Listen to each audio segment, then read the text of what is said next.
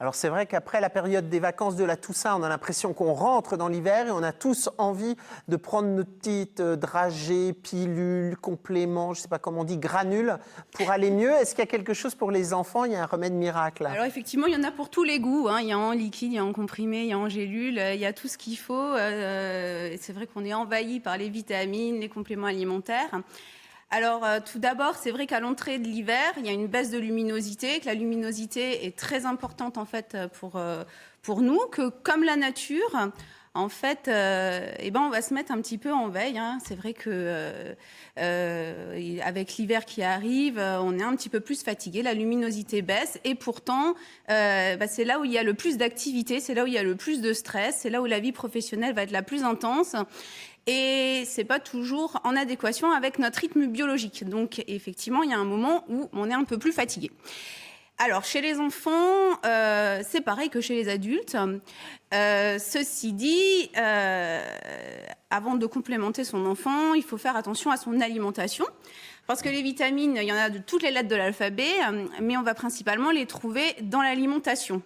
Donc une alimentation équilibrée, une activité physique, sortir à l'extérieur pour prendre un petit peu de luminosité, c'est aussi très important. Et c'est aussi important que de prendre des compléments alimentaires. Alors, ça veut dire commander la pizza le soir et prendre des barres de céréales, ça suffit pas, quoi? Ben non, malheureusement, ça suffit pas. Il faut cuisiner, il faut aussi maîtriser son alimentation, privilégier les fruits et les légumes de saison, des légumes de proximité. Et ça, ce sera meilleur que toutes les granules, tous ces compléments. Est-ce que justement, on risque pas une surdose? Parce qu'il y a certaines personnes qui achètent des tonnes de vitamine C sur Internet, souvent parce qu'elles sont moins chères, on ne sait même pas ce qu'on avale. Est-ce qu'on risque la surdose? Est-ce que c'est dangereux? Alors, oui, c'est quand même plus ou moins dangereux. Alors la vitamine C, curieusement, c'est celle qu'on voit sur tous les étalages et pourtant c'est celle dont on est le susceptible de moins manquer parce que là je vois que vous avez des kiwis sur votre à côté de vous et la vitamine C, on peut l'avoir très facilement à des doses recommandées tous les jours et les vitamines vont être le mieux assimilées par l'alimentation. Donc, manger équilibré, c'est ce qui va être le plus bénéfique à l'organisme. À l'heure actuelle, il y a beaucoup de promotions sur Internet pour tout un tas de produits. Alors, nous, frontaliers, c'est vrai qu'en Alsace, on a la chance de pouvoir aller de l'autre côté du Rhin. Qui n'est pas allé acheter sa boîte de multivitamines ou de vitamines chez nos amis? Est-ce que c'est vraiment efficace ou est-ce que c'est des placebos, c'est juste psychologique? Alors, c'est vraiment efficace, c'est un apport en vitamines. Effectivement, il faut faire attention au surdosage. Il y a certaines vitamines qui peuvent être potentiellement toxiques aussi pour l'organisme. C'est vrai que si on a une alimentation déséquilibrée, si on a un enfant qui ne mange pas de légumes, qu'on a du mal à faire manger des fruits, effectivement, ça peut être une solution. Mais il faut... À propos du surdosage, c'est vrai que la vitamine C, c'est une des rares, quand on en prend trop, en fait, on l'élimine. Alors la vitamine C est hydrosoluble, donc effectivement, elle est éliminée par les reins. Donc effectivement, on va finalement absorber que ce qu'on a besoin. Donc ça sert à rien de prendre des doses de vitamine C qui sont démesurées. C'est pour ça que moi, en général, je vais conseiller des compléments alimentaires vraiment à dose physiologique pour qu'il y ait le moins de déchets à retraiter pour l'organisme. Parce que si on part sur une personne qui a une insuffisance rénale et qui shoot à la vitamine C, ça peut être dangereux. Pas suite à la vitamine C, mais simplement qu'il y a un rein qui a un petit peu du mal à fonctionner. Prendre des trop grosses doses de vitamine C, ça veut dire aussi faire travailler plus le rein. Et puis, c'est pas forcément. Voilà, en tous les cas, prenez conseil auprès des spécialistes. Anne Lénart, pour ce spectacle Lily qui va avoir lieu à la Vente-Senauve. Alors là, vous soutenez une...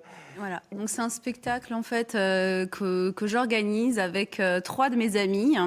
Émilie Faller, qui est gynéco aux US, Valérie Chotel, alias Fauva Lipstick, qui est Miss Pin-Up France.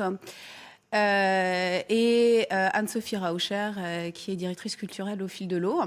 Donc on a été touchés en fait par l'histoire de cette petite fille qui est atteinte de la neurodystrophie de Crabbe. Et on a voulu faire quelque chose pour aider sa famille. Et on a donc organisé ce spectacle avec le soutien des artistes, donc, que je remercie énormément, Luc Arbogast, Il y a Houssine aussi qui vient, Il y a j'ai Houssine vu, de la Starac. pour les vieux qui connaissent la Starac, voilà. Qui a joué dans Le Roi Lion aussi, une comédie musicale. Donc. Et qui a fait la BO de Mowgli aussi. Donc Houssine, Flo Bauer, Roxane Zimmermann, les Red Zone. Alors pourquoi cette petite fille et qu'est-ce que c'est que la maladie de Crabbe? Parce que vous nous avez donné son nom, mais beaucoup de gens ne la connaissent Alors pas. la maladie de Crabbe, c'est une maladie génétique et pour lequel aujourd'hui il n'y a aucun traitement. Donc il n'y a vraiment pas possibilité de En soigner. gros, l'espérance de vie de cette petite fille, c'est 2 ans. C'est 2 ans, tout à Voilà. fait. Donc c'est vrai que c'est une histoire triste et derrière ça, on voulait montrer en fait à la famille et aussi aux autres que même si on n'est pas du milieu du spectacle, quand on a envie de faire quelque chose, on peut faire la différence dans la vie des autres. Et on voulait créer autour de ce, on va dire, de cet événement triste quelque chose de positif. Créer un mouvement artistique, créer un spectacle d'amour et de partage. Et donc, Ça va se passer le 15 novembre. c'est le 15 novembre, c'est au Fil d'eau. C'est à la Vente Senot. C'est à la Vente Senot. Venez nombreux. C'est au profit d'une association parce que peut-être tout le monde ne pourra pas venir, mais c'est vrai qu'il y a beaucoup de gens qui sont concernés par des maladies orphelines. Et même si la fin est inéluctable, on a envie d'en parler parce qu'il y a un après aussi. C'est ça. L'association pour laquelle vous jouez, elle est créée. Alors l'association, nous on a fait ça à titre individuel. L'association qui nous soutient, dont Valérie est marraine, c'est l'association 1, 2, 3 Cœurs.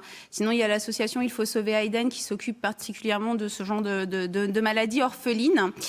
Et effectivement, vous pouvez faire des dons à ce moment-là. Vous avez de toute façon mon numéro de téléphone qui est en bas de l'affiche.